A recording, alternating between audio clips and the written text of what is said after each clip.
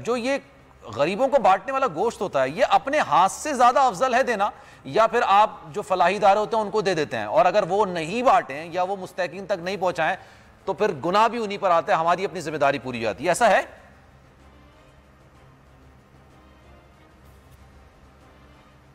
نہیں, میرا خیال ہے اس پر غور کرنا چاہیے. کوئی بھی نیک کام اس نیک کام کی انجام اور تکمیل تب ممکن ہے جب آپ اپنے ہاتھوں سے کریں. رسول پاک کی سیرت میں, ائمہ اہل البیت کی سیرت میں اور ہمارے صحابہ کرام کی سیرت میں جو چیز آپ کو نظر آتی ہے وہ یہ ہے کہ راتوں کو اپنے غلاموں کو نہیں بیچتے تھے, نوکروں کو نہیں بیچتے تھے, اپنے کندھوں پر خود مال اٹھا کر, گندم اٹھا کر, آٹا اٹھا کر, کھانے پینے کی چیزیں اٹھا کر غریبوں کے گھروں میں لے جاتے تھے اور ان کے گھروں میں وہ ان لوڈ کر کے واپس آتے تھے. اور بعض تو روایات یہاں تک ہیں کہ اپنے ہاتھوں سے کھانا بنا کر ان کو کھلا کر واپس آتے تھے. یہ جو نیکی کے اس طرح کے کام ہیں وہ کسی اور کے ذمے لگانے کا مطلب اپنے آپ کو جلدی بری الذمہ اور فارغ کرنا ہے. آپ نے اگر مستحق تک اپنے ہاتھوں سے پہنچایا پھر تو بہت اچھی بات ہے, لیکن اگر آپ نے اپنے ہاتھوں سے نہیں پہنچایا, کسی اور کا سہارا لیا, تو یقیناً اس کا ثواب اس شخص کے کھاتے میں چلا جائے گا جس نے یہ کام کیا. اور اگر کوئی فرض عبادت ہے, کسی کی امانت ہے, کسی کا حق ہے اور وہ آپ نے پہنچانا تھا, مڈل مین کو دے دیا, چاہے وہ کوئی ادارہ ہو, چاہے وہ کوئی فرد ہو, آپ نے خود نہیں کیا اور اس نے اس ذی حق تک, دار تک وہ مال نہیں پہنچایا, چاہے وہ گوشت کی صورت میں ہو, آٹے دال کی صورت میں ہو یا کسی اور حق کی صورت میں, تو اس صورت میں جہاں پر وہ خود وہ فرد ذمہ دار ہے نہ پہنچانے والا, وہیں پر جو آپ کے کندھوں پر ذمہ داری عائد ہوتی تھی وہ بھی ادا نہیں ہوئی اور آپ بھی اس جرم میں برابر کے شریک ہیں. تو اس لیے یہ جو نیکی کے ایسے کام ہیں وہ حتی الامکان, اگر آپ معذور نہیں ہیں, اگر آپ کا کوئی ایسا عذر نہیں ہے جس کی وجہ سے عقلی طور پر لوگ کہیں کہ ہاں یہ خود یہ کام نہیں کر سکتے تھے, تب تک آپ کو خود کرنا چاہیے. مجھے خود اپنے ہاتھ سے یہ کام کرنا چاہیے.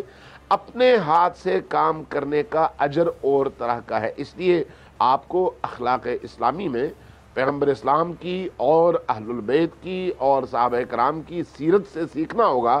جہاں پر ہمیں یہ حکم دیا گیا ہے کہ اپنے معصوم بچوں کو ساتھ لے کر جاؤ اور کسی فقیر کو کچھ دینا ہو تو اپنے بچے کو دو تاکہ وہ بچہ اس کو دے سکے. یہ وہ تعلیم ہے, سکھانے کا عمل ہے, تربیت ہے. یہ تربیت کیوں ہے؟ تاکہ انسان اپنے ہاتھوں سے نیک کام کرنا سیکھے. تو اس لیے میرا خیال ہے جب تک عذر نہ ہو, جب تک انسان معذور نہ ہو, اس وقت تک انسان کو یہ کام اپنے ہاتھوں سے خود کرنے چاہیے, کسی ادارے اور کسی فرد کے ذہن لگانے چاہیے. جی بالکل. لیکن سر اب معاملہ یہ کہ ہم تو سوشل میڈیا سے سیکھتے ہیں نا, بزرگوں کے ساتھ بیٹھتے نہیں ہیں, بزرگوں کی شفقت میں ٹائم نہیں گزارتے ہیں. تو ابتسام صاحب یہ بتائیے گا, اکثر لوگ مجھ سے بھی سوال یہ کر رہے ہیں کہ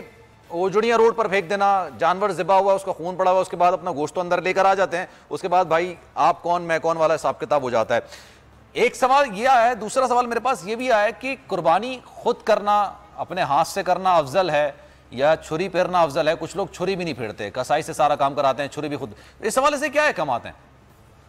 دیکھیں, یہ پہلی بات تو یہ ہے کہ جہاں تعلق ہے ذبح کرنے کا جانور, جب آپ جانور خود ذبح کرتے ہیں تو لا محالہ بات یہ ہے کہ وہ چھری چلاتے ہوئے آپ کے دل میں جذبات پیدا ہوتے ہیں اللہ تعالیٰ کی بندگی کے عبادات کے. وہ کسائی کے ہاتھوں میں چلی چھری کے نتیجے میں تو آپ کے دل میں پیدا نہیں ہو سکتے. آپ اس میں آپ منظر تو دیکھ سکتے ہیں, لیکن جو جلدبائی قربانی ہے وہ اس حد تک آپ کے میں پیدا نہیں ہوتا. لیکن بعض لوگ کمزور دل کے مالک ہوتے ہیں تو وہ نیابتاً اس طرح کام کروا لیتے ہیں. لیکن اگر انسان کے اعصاب مضبوط ہوں اور اس کی نفسیاتی طور کا ادھر اس کے ساتھ نہ لاحق ہو تو اس کو خود قربانی کرنی چاہیے. قربانی کرنے کے نتیجے کے اندر انسان کے اندر ایک تقوی والی اسپرٹ پیدا ہوتی ہے, اور حضرت ابراہیم علیہ السلام نے جس جذبے کے ساتھ اسماعیل علیہ السلام کے گلے پہ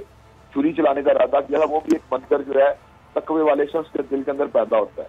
جہاں تک تعلق ہے طہارت کی بات کا, صفائی کی بات کا, ستھرائی کی بات کا, تو بنیادی طور پہ دین نے ہمیشہ صفائی ستھرائی کی تلقین کی ہے, اور اس انداز کے اندر جانور کو ذبح کرنا تو اس کی آلائش جو ہے اس کے نتیجے کے اندر لوگ ڈسٹرب ہوں, میں یہ سمجھتا ہوں یہ قربانی کا صحیح مطلوب نہیں ہے. قربانی کا مطلوب تو یہ ہے کہ جہاں پر آپ نے اللہ تبارک و تعالیٰ کو راضی کرنا ہے وہاں پر آپ نے مساکین, یتامہ, فقراء تک بھی اس کے گوشت کو پہنچانا ہے. آپ نے اس کے ساتھ ساتھ اس بات کو بھی لرن کرنا ہے، اس قربانی کے نتیجے کے اندر آپ نے جو آپ کے بھائی چارہ یا آپ کے نیبرہڈ میں رہنے والے لوگ ہیں جن کے ساتھ آپ کا جن کے آپ کے اوپر حقوق ہیں، ان کو آپ نے کسی بھی طور کے اوپر ڈسٹرب نہیں کرنا. اگر آپ اس قربانی کے نتیجے کے اندر ان کو کوئی نقصان پہنچاتے ہیں، کوئی تعفن کی شکل کے اندر یا کوئی بیماری کی شکل کے اندر یا کسی بھی اعتبار سے ناگواری کی شکل کے اندر، تو میں یہ بات سمجھتا ہوں آپ نے کما حقوق قربانی کا ادا نہیں کیا. تو آپ کو صفائی ستھرائی کا کام بھی جو ہے نا اس کو بھی اچھے طریقے سے انجام دینا چاہیے اور کوئی آلائش باقی نہیں رہنے دینی چاہیے. اگر کوئی ایسی چیز جو ویسٹ ہونے والی ہو تو اس سے متعلقہ جو آپ کی بڑی کالونی ہے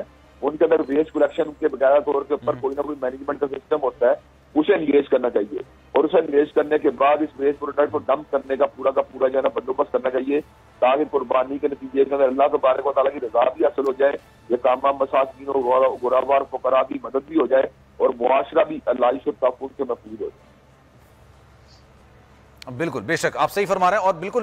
میں تو اس معاملے میں بالکل جاہل ہوں، ان پڑھ ہوں، آپ لوگ عالم دین ہیں، لیکن قربانی جس چیز کا نام ہے اس کی آدھی چیزیں بھی اگر ہم سیکھ لیں تو واقعی ہماری آدھی سے زیادہ مسئلے خود بخود سالو ہو جائیں گے. دوسروں کو تنگ نہیں کرنا، لیکن ہم نے اس کو ایک صرف مخصوص حد تک رکھ دیا ہے. اشرف صاحب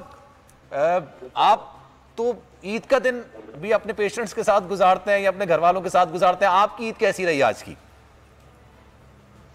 دیکھیں اس سے پہلے میں کہ کروں تو تھوڑا سا اگر مجھے اجازت دیں کہ یہ جو آپ اجتماعی سوچ کے لیے بات کر رہے تھے سر آپ کی بالکل سر آپ کو اجازت ضرور تاثرات بیان کرنا چاہوں گا. دیکھیں میں سمجھتا ہوں کہ قربانی جو ہے مطلب عید قربان یہ ہمیں ایک بھائی چارے کا ایک احساس کا اور پروردگار کی مطلب بندگی کا یہ سب دیتا ہے جس کے ساتھ ہمیں سب بڑے مطلب خوشو کے ساتھ یہ سب کام کرتے ہیں. لیکن اس عید کے اوپر جو ہے میں یہ تمام تر احترام کے ساتھ باوجود کہ اپنے مطلب دونوں علماء حضرات کے ساتھ کہ آج جو ہماری کیفیت ہے اس کے اندر میل ملاقات کو خدارہ جتنا کم کر سکتے ہیں وہ کم کیجیے گا. آج کل میل ملاقات کے وہ روایتی ہمارا کہ بہن بھائیوں کی طرف جانا، عزیز و اقارب کی طرف جانا، دوستوں کے ساتھ ملنا، ان کو گھر پہ بلانا، اگر آپ اس کو ختم نہیں کر سکتے تو اس کو خدارہ محدود ضرور کیجیے گا.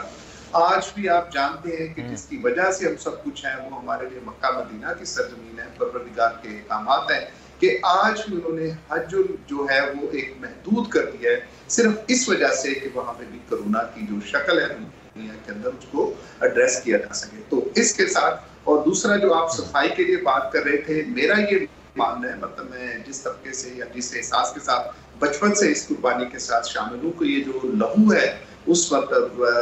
ہمارا آپ گائے کرتے ہیں، کوئی دمبا بکرا کرتے ہیں، یہ لہو بھی میرے نزدیک میں سمجھتا ہوں ایک مقدس لہو ہے، پاک لہو ہے، اس کو نالیوں میں ایسے نہیں پھینکنا چاہیے. کوشش کرنی چاہیے کہ اگر آپ کے پاس کوئی کچی زمین ہے تو اس جانور کو وہاں پہ آپ ذبح کریں تاکہ اس کا لہو جو ہے وہ اس طرح سے خرابی نہ ہو. اور میں پھر مولانا ابتسام صاحب نے بڑی مطلب اچھی باتیں کی اور بہت درست فرمایا انہوں نے کہ کالونیز کے اندر اور علاقوں کے اندر اور ایسی کوئی چیز ہمیں نہیں کرنی چاہیے دین اسلام کی، جو کہ ہمارا نصف جو دین مطلب ایمان ہے ہی صفائی کے ساتھ اس کے ساتھ ہے. تو میں سمجھتا ہوں کہ ہمیں اس بات کی ترویج دینے کی بہت زیادہ ضرورت ہے اور